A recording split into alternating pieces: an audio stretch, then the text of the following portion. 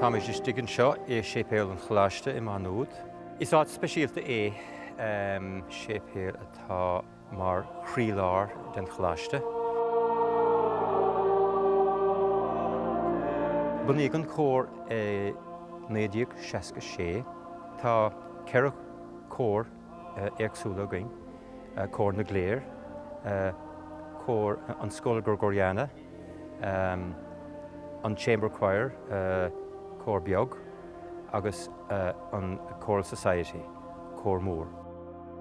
Tá caighdeán do chreite san ollscoil an seo ó thaobh cuasaí ceoil, agus bíonn daoine sásta bheith páirteach agus an obair chuisteach faoi Stewart John de bhrí bhfuil siad ag obair dó, agus bhfuil siad ag obair leis.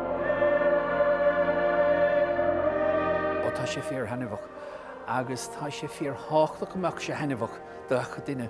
Táim sé buinteach le cuasaí ceoil agus le chéad déana gur buinte seo, agus cá mé rá gur seo an chóras fearr ó thaobh an tainmh agus an sprí a bhí ann, agus mar a dúirt tagann sé sin an bar. Mis san altrús, dám sa cór le 7 nó 8 mbliana anois, agus tá muid faoi ópas an mhór uairmhain sa bhliain, ach an bhí na Nollaig tá muid le chéile agus bhíon na carúil arsúil agan ar sin an rud atá arsúil ar na seachtaine seo. Agus bhuiine bhid sáir tanna bhas, tá dríocht a bhain leis an carúil.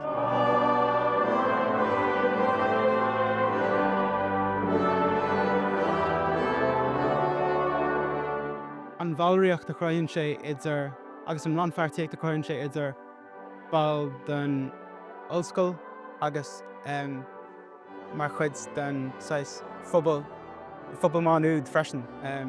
Is féidir bualadh le daoine nachfuil mar chuid de chóirsa agus daoine nachfuil fiú déanamh staidre ar an gceol. Agus is rud sóisialta is doch agus an ceol a chuirmid freisin den chéad caighdeán é. Bíonn an orgánic seint, agus bíonn urlaisí práis Cór Mhaigh agus timpáin, agus nuair atá gach duine ag seint agus ag canna tá sé glórbh go deo.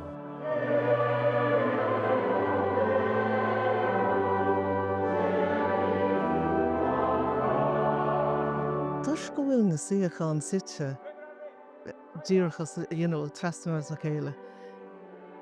Tagad an fóm le chéile, agus tá aontachtán nach míon is sé péile. Tá sé anspeisialta ar fad an meascáin agus an ilgnéitheacht atá ann ach go mór nuair atá an sépéal go léir ag canna agus na thuirlisí ag seint. Tá sé ar bharr. Mar scaláireann so tá siad a chreite agus an so mar áránaíonn sigan so. Ó, is bíam sear neamh nuair a bhí mi sigan so.